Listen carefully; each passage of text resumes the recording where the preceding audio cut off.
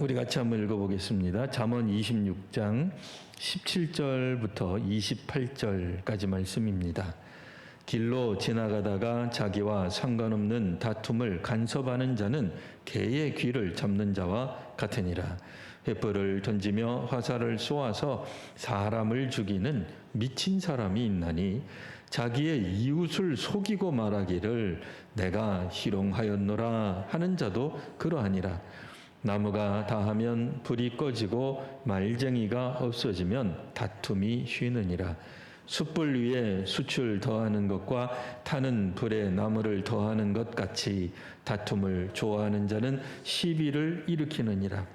남의 말 하기를 좋아하는 자의 말은 별식과 같아서 뱃속 깊은 데로 내려가느니라. 온유한 입술에 악한 마음은 낮은 은을 입힌 톡이니라. 원수는 입술로는 꾸미고 속으로는 속임을 품나니 그 말이 좋을지라도 믿지 말 것은 그 마음에 7가지 가증한 것이 있음이니라. 속임으로 그 미움을 감출지라도 그의 악이 회중 앞에 드러나리라. 함정을 파는 자는 그것에 빠질 것이요 돌을 굴리는 자는 도리어 그것에 치이리라. 거짓말하는 자는 자기가 해한 자를 미워하고 아첨하는 입은 패망을 일으키느니라. 아멘. 네, 자기와 상관없는 다툼에 간섭하는 사람이 있습니다. 어떤 이는 정의감 때문에 그런 일을 하기도 합니다. 나와 직접적인 연관이 없이도 요즘 같은 때로 말하자면 공공장소에서 마스크를 쓰지도 않고 5인 이상 사적 모임을 하고 있는 사람들을 본다면 공적 차원에서 신고할 수 있습니다. 횡단보도에서 보행자 신호가 다 끝나가는데 아직 중간밖에 못 건너신 어르신을 본다면 나는 사실 전혀 알지 못하는 분이지만 돕는 사람이 있습니다. 어떤 사람이 마치 친구인 양, 가족인 양 사람을 폭행하고 있을 때 굉장히 위험합니다만 지나치지 않고 개입하는 사람이 있습니다. 사실 이런 행동들은 남이지만 돕는 이런 행동, 자기와 상관도 없지만 다툼에 간섭하는 것 칭찬할 만합니다. 그러면 오늘 본문 17절은 뭘 말하는 걸까요? 17절 읽어보면 길로 지나가다가 자기와 상관없는 다툼을 간섭하는 자는 개의 귀를 잡는 자와 같으니라. 앞서 말했던 사람들과는 좀 다른 분위기죠. 느낌이 좀 다릅니다. 자기 개도 아니고 지나가다가 갑자기 다른 집 개 귀를 잡아 당기면 어떤 일이 벌어질까요? 여러분은 절대로 그러지 마십시오. 하지 마십시오. 잠자는 사자의 코털을 건드리지 말라는 얘기가 있습니다. 이게 무슨 얘기예요? 하지 마라 그 얘기예요. 그런 일은 하지 마라. 근데 이 하지 말아야 될 일들을 꼭 하는 사람들이 있습니다. 17절에 있는 이 간섭하는 자, 개입하는 자, 이 사람은 누구냐? 분노하는 자하고 거들먹거리는 자라는 뜻이 숨겨져 있습니다. 그러니까 이제 신중하지 못한 사람을 뜻하는 거죠. 한 예로 들자면 우리 이제 선교사 같은 경우에도 현지 역사나 정치 문제에 사실 그 개입하는 거 보통 선교부에서는 만류합니다. 그거 하지 마라 그럽니다. 현지 역사, 현지 정치에 개입하지 말라 그럽니다. 이유는 현지 사정을 우리가 모르는 외국인이기 때문에 그렇습니다. 자칫 잘못하면 우리 관점, 그러니까 외부자적인 관점, 외국인의 관점에서 시비를 너무 쉽게 판단하다가는 오히려 일을 그르칠 수 있기 때문에 그렇습니다. 물론 이런 점을 그러니까 선교사들이 왜 현지 역사에 잘 개입하지 않느냐 이런 걸 잘 모르는 사람들, 현지인들 입장에서는 훗날 야 선교사들은 역사 의식이 결여돼 있어. 우리나라가 그렇게 힘든데 우리 현지인들을 모른 체하고 자기들만 도망갈 수 있어? 라고 말할런지 모르지만 여하튼 현지인이거나 당사자가 아니면 잘 모르는 그런 상황들이 있기 마련입니다. 뭐 우리식으로 예를 들자면 부부싸움은 칼로 물베기일 수 있잖아요. 근데 공연히 이 두 사람은 이혼하려는가 보다 해가지고는 한 편을 들어줬는데 웬걸 그 다음날 이 부부가 너무 사이가 좋은 거예요. 그러면 한 편을 잘못 들었다가는 큰일 나는 경우가 생기는 겁니다. 이 문제는 뭐겠어요? 성급하지 못하게 남의 문제에 개입하는 사람, 이런 사람이 있다 그 얘기예요. 남들의 모든 인생의 문제, 역사의 문제를 자신은 다 해결해 줄 것처럼 사방팔방 자기 문제도 아닌데 온 동네방네 돌아다니며 개입하는 것은 좋은 일이 아니다 그 뜻입니다. 그 왜 개입하겠어요? 교만하기 때문에 그렇습니다. 자신감이 너무 넘치기 때문에 그렇습니다. 그러다 보니 함부로 말하고 행동하는 사람이 있기 마련이죠. 18절, 19절에 그런 사람이 나옵니다. 이 보시면 18절에 횃불 던지며 요거는 이제 불화살을 쏘는 겁니다. 또 화살을 쏘아서 사람을 죽이는 미친 사람이 있다. 18절에 나와 있죠. 불화살에 독화살을 쏘아대는 그런 미친 사람이 있는 거예요. 그러니까 아무 말이나 하고 싶은 대로 마구 하는 거예요. 이 사람은 도대체 왜 이럴까요? 요즘 우리식으로 말하면 자신이나 사회에 대한 불만, 분노 이런 것들을 불특정 다수에게, 그러니까 아무에게나, 사실은 아무나 아니라 그랬죠. 자기보다 약해 보이는 사람에게 터뜨리는 사람들이 있습니다. 이 정신적으로 문제가 있는 거죠. 그래서 미친 사람이다라고 18절에 말을 합니다. 19절에 보시면 자기 이웃을 속이고도 말하기를 내가 희롱한 거다. 웃자고 한 얘기다. 농담이었다. 별 뜻 없었다라고 말하는 자도 마찬가지다. 그러나 이 사람이 한 이웃을 속인 것 때문에 이웃은 경쟁에서 뒤지고 이웃은 자기의 재물이 파괴되고 이런 일이 벌어지는 거예요. 자, 오늘날 같은 사회는 특별히 그러니까 공정한, 공평한 정의가 매우 중요시 되는 그런 사회입니다. 누군가가 성적도 속이고 자기 능력도 속이고 경력을 속이고는 사람들이 그걸 어떻게 알았어? 한다는 소리가 내가 문제가 아니라 경쟁을 부추기는 이 사회 시스템이 문제다라고 말을 한다든지 업무상 알게 된 정보를 가지고 투기를 하거나 횡령하거나 배임을 해놓고는 발각이 됐어요. 그러자 이 사람이 뭐라고 얘기해요? 다른 사람에 비하면 나는 세 발의 피입니다. 이렇게 이야기를 한다면 그 사람이 곧 19절에 있는 사람, 자기 이웃을 속이고 말하기를 나는 그냥 해본 겁니다. 웃자고 한 얘기입니다. 내가 농담한 거지 그렇게 무겁게 다른 사람을 속이려고 한 게 아닙니다. 라고 말하는 사람과 똑같다 그 얘기예요. 그러나 그 사람이 한 이 행동들 때문에 누군가는 횃불에 맞고 화살에 맞아서 상처를 받거나 죽을 수도 있을 겁니다.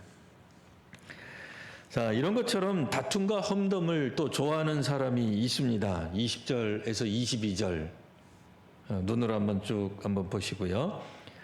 20절 보시면 말쟁이가 없어지면 하반절에 그렇게 나와 있죠. 말쟁이가 없어지면 다툼이 쉬느니라. 사실 나무가 닿으면 불이 꺼집니다.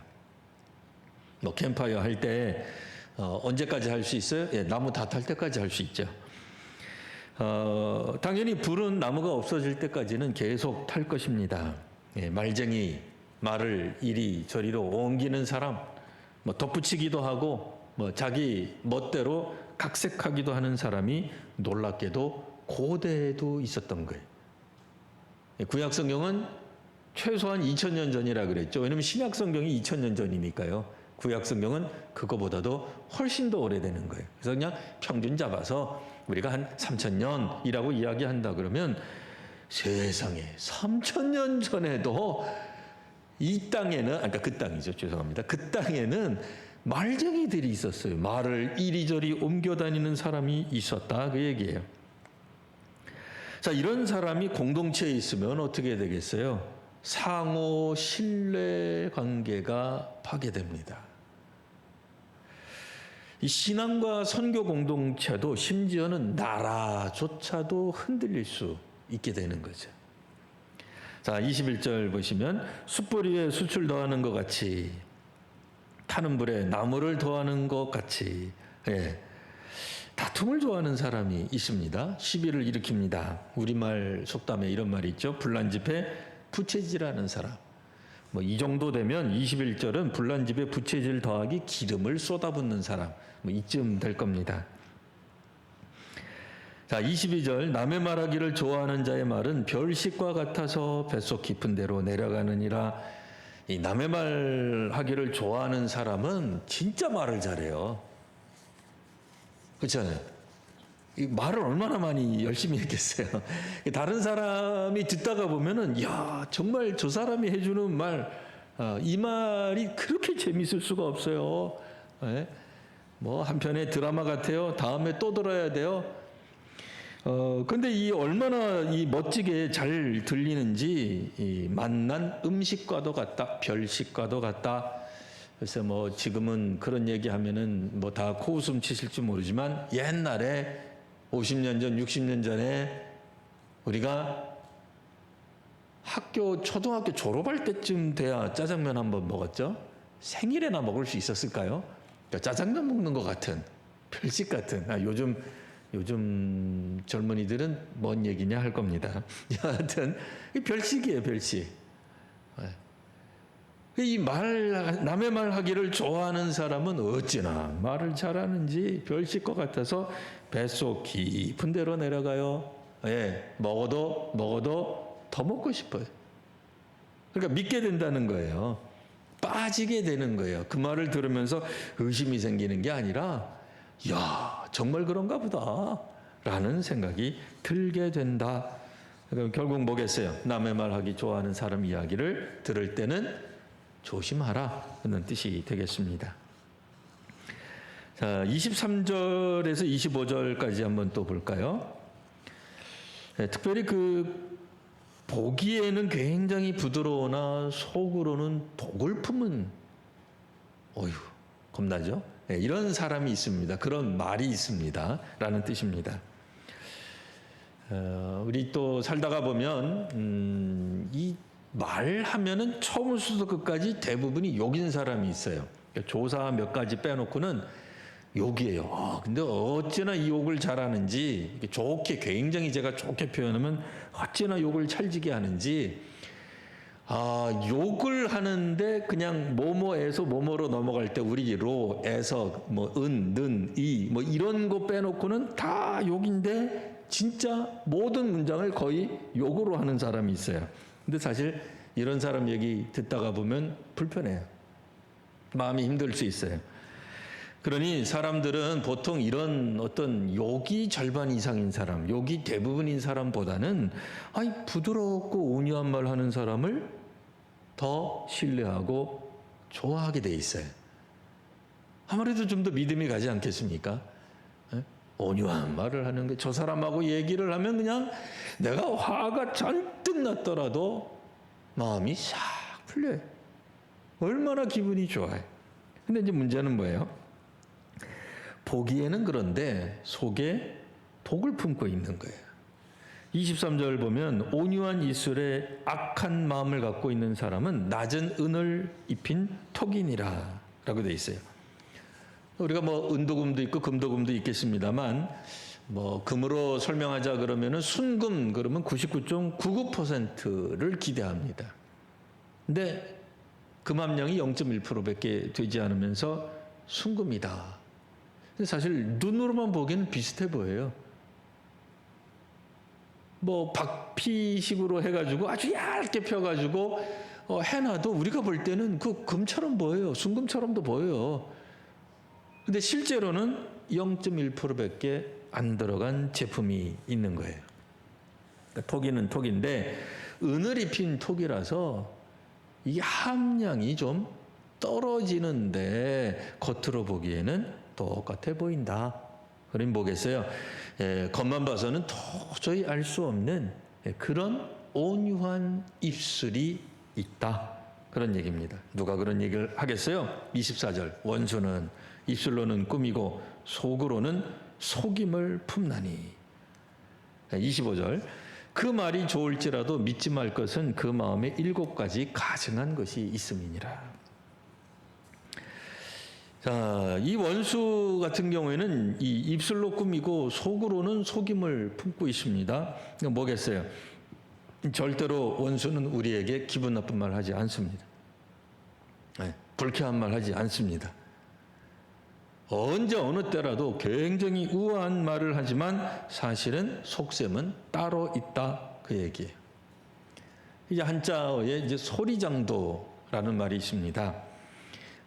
이 웃음 속에 웃음을 갖고 있다, 그 얘기예요. 소리, 장도, 뭐 예를 들어서 도서관장서, 나는 무엇을 가지고 있습니다 할 때 장자를 쓰잖아요. 도는 칼도자입니다. 그래서 웃음 속에 칼을 갖고 있는 거예요. 뭐 잘못 읽으시면 뼈 있는 말이 아니고 이거는 칼을 갖고 있는 거예요. 웃음 속에 감추어 둔 거예요. 그래서 만나면 막 반가워하고 웃어주고 뭐 악수하고 축복하지만 속으로는 엉뚱한 마음, 칼을 가지고 해치려는 속셈이 있는 사람들이 있습니다. 이런 사람 사실 조심해야죠. 몇몇 역사상 몇몇 나라들에서 실제로 교회들 같은 경우에 이제 박해하기 전 단계에 정부에 등록하라고 이제 이렇게 권유를 합니다. 뭐 지원해 주겠다는 거예요. 뭐 나라를 위해서 뭐 나라에 뭐 공식 등록해 주겠다는데 안 할 이유는 없잖아요. 뭐 처음에 박해하는 것도 아니고. 그래서 교회가 등록을 합니다. 그리고 실제로 정부에서 도와줘요. 뭐 세금도 보태주기도 하고 뭐 필요한 거 없냐 그래서 해주기도 하고 뭐 예배당 같은 어떤 부지나 건물을 뭐 하는데 뭐 이런 것들을 도와주기도 하면서 공식 등록을 시킵니다. 그리고 나서는 세월이 한참 지난 다음에는 이런저런 정부 시책을 따르라고 강요하죠. 근데 이 교회가 신앙 양심상 이거 따르기가 정말 어려울 때가 있어요. 그래서 안 따르면 어떻게 되겠어요? 그때부터 탄압과 박해가 들어가는 겁니다. 그러니까 겉으로는 굉장히 그러니까 몇몇 옛날 그랬죠. 요즘은 뭐 아니에요. 요즘 그렇다는 게 아니라 옛날 몇 지역에서 교회에 대해서 어떤 사람들에 대해서 어떤 기관들에 대해서 굉장히 우호적인 것처럼 그래서 권장하고 뭐 필요한 것들을 다 채워주겠다, 어려운 거 없이 하겠다라고 해놓고는 등록하게 되면 그 사람들의 모든 것들을 빼앗아가는 이런 것들이 바로 소리 장도의 현장이다. 이렇게 말할 수 있습니다. 자, 이렇게 속이는 말, 악한 마음은 어떻게 될까요?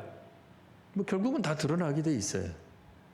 정말 선행을 베풀고 어떤 사람이든 기관에 대해서 좋은 마음을 품고 있다면 역사가 흘러가더라도 그대로 그 정책을 가지고 가겠죠. 그렇잖아요. 그 나라가 뭐 뒤바뀌기 전에는 그대로 갈 거예요. 근데 마음속으로 다른 속셈을 가지고 있었다면 그것이 뭐 개인이 됐던 집단이 됐던 뭐 정부가 됐던 뭐 누가 되었든지 간에 다른 마음을 가지고 있다면 그 악한 마음은 드러나기 마련입니다. 26절 속임으로 그 미움을 감출지라도 처음에는 감출 수 있죠. 왜요? 당근만 주니까요. 하지만 결국엔 26절 하반절 그의 악이 회중 앞에 드러나리라. 뭐 몇 년 지나지 않아서 당연히 드러나죠. 그들이 뭐 까닭없이 좋은 걸 왜 우리한테 줬겠어요? 까닭없이 왜 우리를 환대해주고 왜 우리에게 선물 공세를 그렇게 했겠어요? 다른 마음이 있으니까 악한 마음을 이루기 위해서 그랬던 건데 이제 어느 정도 때가 되면 뭐 소위 말하는 발톱을 드러내는 거죠. 속내를 드러나는 거죠. 물론 26절은 하나님이 그렇게 두지 않는다 이렇게도 볼 수 있습니다. 하지만 뭐 역사적으로 내버려둬도 이 엉뚱한 다른 생각이 있는 사람은 지금은 굉장히 우리한테 머리를 굽신거리고 잘하고 내가 이 땅의 국민의 종이 되겠습니다라고 말을 해놓고 어느 순간이 되면 갑자기 높은 자리 주인 행세를 하게 되는 걸 본단 말이에요. 그러니까 이 속에 무엇을 가지고 있는지는 시간이 지나면 알게 되는 거예요. 조금 더 지켜보시면 돼요. 당장 눈앞에 우리 앞에 좋은 거 준다고 해서 이 사람이 좋은 사람인가 보다라고 생각할 일이 아니다. 이게 이제 고대에도 있었던 거예요. 3000년 전에도. 그러니까 지금 얘기가 아니라 기본적으로 성경은 원칙적으로는 그때 이야기죠. 그때 당시 이야기인데 놀랍게도 비슷해 보이는 경우를 우리가 보게 됩니다. 자, 이렇게 그러면 겉으로는 좋은 척, 부드러운 척, 온유한 척 했다가 나중에 이 악의를, 미움을 드러내는 사람은 어떻게 될 거냐? 27절. 함정을 파는 자는 그것에 빠질 것이요. 돌을 굴리는 자는 도리어 그것에 치이리라. 함정을 파고 뒤에서 돌을 굴려가지고 다른 사람을 압사시키고 다른 사람을 이제 뭐 어쨌든 위해를 가하려고 하는 사람들이 궁극적으로는 자기가 판 무덤에 자기가 빠지게 된다. 물론 이제 우리 아시는 바와 같이 역사적으로는 뭐 꼭 그것이 그때그때마다 일어나지는 않아요. 악인이 승리하는 경우도 있고 악인이 잘 사는 경우도 있고 뭐 그런 경우도 충분히 우리가 보아왔습니다. 하지만 하나님이 궁극적으로는 그들의 음모를, 그들의 악의에 대해서 심판하신다라고도 볼 수 있습니다. 하지만 중요한 것은 뭐겠어요? 결국엔 그들 스스로 남을 해하려고 하는 사람, 그 함정에 자기도 빠지게 돼요. 어떻게 빠지게 돼요? 모든 사람을 다 그 관점으로 보는 거예요. 사람이 온유한 말을 해도 자기처럼 저 사람은 속셈을 가지고 있어 이렇게 이제 보는 거예요. 근데 정말 속셈이 없는 또 이 옛날에 우리가 설교할 때도 조심하라고 했던 것 중에 지금은 없어졌습니다만 속셈 학원 있어요. 그래서 속셈 학원 혹시 지금이라도 관계 있는 분들은 오해하시면 안 됩니다. 이건 딴 마음이란 뜻입니다. 속셈이라는 말. 딴 마음을 품고 있는 사람들은 겉으로는 부드러운 척하지만 딴 마음 갖고 있는 사람은 그렇게 해서 어느 정도 자기가 사업에 혹은 뭐 여러 가지 것들을 얻어낼 수는 있겠습니다만 자기가 그렇게 살아왔기 때문에 다른 사람도 혹시 나를 속이고 있지 않나 하는 의심병에 빠지게 되는 거예요. 이런 것들은 굉장히 불행한 삶이죠. 진정한 의미의 친구가 있을 수 없습니다. 항상 긴장하며 살아갈 수밖에 없죠. 오늘의 친구가 내일의 적이 되는 건 너무나 쉬운 일이기 때문에 이들의 삶은 정신세계는 피폐해질 수밖에 없습니다. 물론 그들은 또 그걸 잘 넘기죠. 뭐라고 넘겨요? 인생이란 이렇게 살아가야 되는 거야 라고 말을 하려는지 모르지만 결국 소위 말하는 정상적인 편안한 행복한 삶과는 거리가 멉니다. 남의 선의도 항상 색강경을 끼고 바라볼 수밖에 없는 그런 자기 자신 혹은 뭐 친구라고 해서 믿을 수 있겠어요? 도저히 못 믿는 이런 사회가 사람이 될 것이기 때문에 결국은 본인이 그것에 빠지게 될 겁니다. 28절 거짓말하는 자는 자기가 해한 자를 미워합니다. 이 거짓말한 자 원래는 남 속이는 사람이 자기가 속는다 이런 뜻도 되고요. 또 한 가지는 거짓말하는 사람의 특징 중에 하나가 뭐냐? 가해자의 특징이 뭐냐? 이 피해자를 미워해요. 이 세상에 황당하죠? 왜 그러겠어요? 자기가 가해를 해놓고 다친 사람, 아픈 사람, 자기 때문에 죽은 사람이 뭔가를 잘못해서 자기가 어쩔 수 없이 가해했다. 이렇게 얘기를 하는 거예요. 그러니까 거짓말하는 사람이 싫어하는 사람이 누구겠어요? 의인이죠. 혹은 마음이 가난한 사람, 지혜 있는 사람, 이런 사람들이 싫은 거예요. 자기가 이 거짓말을 하고 함정을 팠는데도 뭐 뇌물을 주는데도 안 받는 거예요. 꿋꿋이 하나님을 믿고 나아가는 거예요. 이 거짓말하는 사람 입장에서는 자기 거짓말을 좀 믿어줘야 되는데 안 믿는 거예요. 안 빠지는 거예요. 그러니까 밉죠. 자기가 해한 자를 미워할 수밖에 없습니다.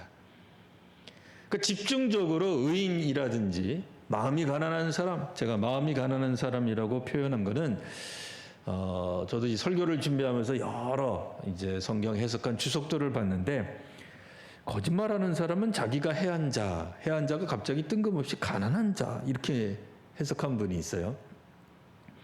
그럼 가난한 자가 항상 의인이냐? 그거 아니라는 거 다 아시죠? 우리가 잠언을 통해서 성경을 읽었습니다.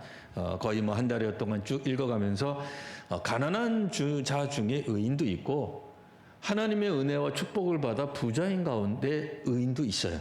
그러니까 꼭 가난한 사람만이 의인은 아닌 거예요. 그래서 마음이 가난한 사람, 지혜 있는 사람이 거짓말하는 사람 입장에서 볼 때는 원수가 되는 거예요. 미워하는 거예요. 자, 아첨하는 입은 패망을 일으킵니다. 결국 자기 입으로 자기 신세가 망쳐지게 될 것입니다. 자기 신세만 망쳐질 뿐이지 결코 그런 거짓말, 아첨하는 말로 하나님 나라의 역사를 우리가 감당할 수 없게 됩니다. 잠언 우리 26장 이 하반부에 해당하는 오늘 말씀을 한번 살펴보았습니다. 솔로몬의 지혜에 대한 여러 가지 교훈들이 있습니다.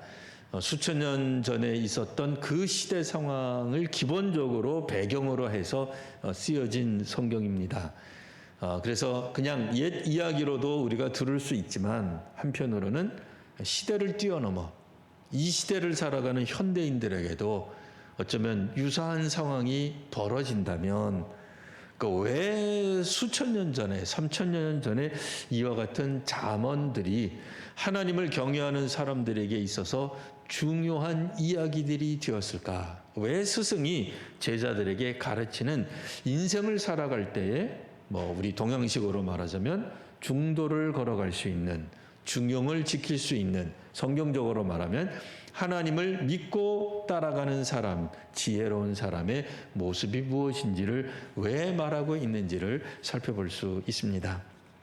오늘 우리에게 수많은 어떤 좋은 것들, 복된 소식인 것 같이 들리고 우리에게 굉장히 잘 들리는 것 같고 온유한 말이라 할지라도 그 속에는 때로는 어떤 것들은 악함이 숨겨져 있습니다. 지혜 있는 자들은 그래서 그 악함을 꿰뚫어 볼 줄 알아야 됩니다. 세월이 지나고 나면 악의는 다 드러나게 될 것입니다. 우리가 하나님을 믿는 사람으로서 조금 더 신중하고 하나님 앞에서 바르게 살아가는 귀한 우리 성도님들 또 우리 한국 사회가 되기를 기대해 봅니다. 기도하겠습니다. 아버지 하나님, 믿음으로 살아가는 사람들이 참으로 곤란함에 빠지기도 하고 또 낭패를 당하기 쉬운 세상이 되었습니다. 정말로 마음이 가난한 사람들이 살아가기에 어려운 세상이 되었지만 하나님을 믿는 사람들에게 지혜를 더하여 주시고 잠언을 더하여 주셔서 이 땅에서 살아가는 동안 하나님의 뜻을 잃지 않고 하나님의 율법에 따라 살아가는 오늘 저희들이 되게 하여 주시옵소서. 이 시대를 통하여서 다시 한번 하나님의 놀라운 역사가 드러나게 하시고 하나님의 정의와 공의가 우리와 이 사회에 차고 넘치는 정의로운 사회가 되게 하여 주옵소서. 거룩하신 우리 구주 예수님 이름으로 기도드리옵나이다. 아멘.